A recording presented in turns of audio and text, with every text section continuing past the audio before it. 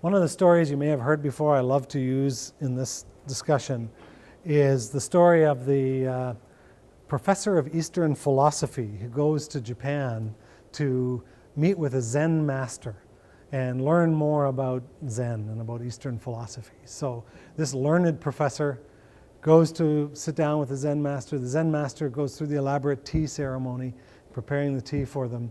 And the professor starts to talk about the history of Eastern philosophy, the history of Zen, the courses that he teaches. He's just kind of waxing on and on about all of the knowledge and where he's coming from.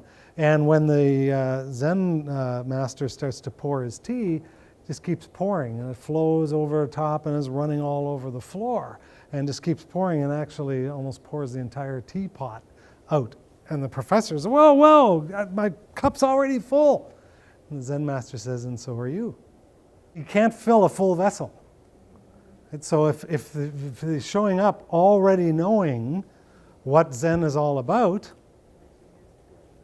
he's not going to, why is he here? He's not going to learn much from it.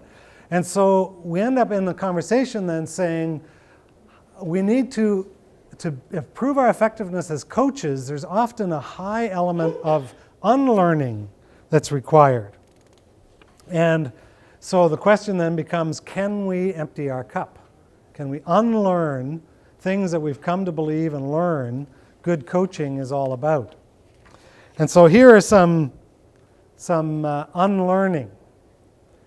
So do we have to unlearn the concept of what coaching is? Because we tend to think of it as mentoring or training.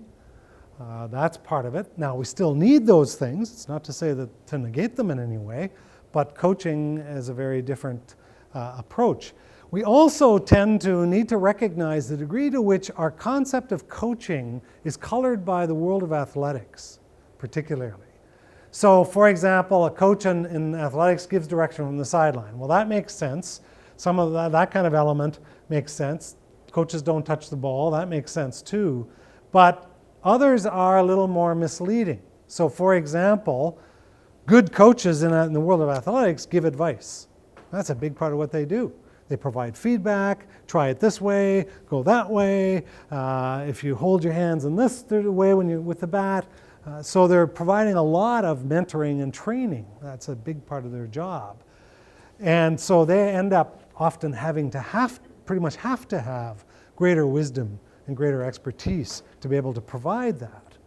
But the way we're talking about coaching is not that kind of coaching.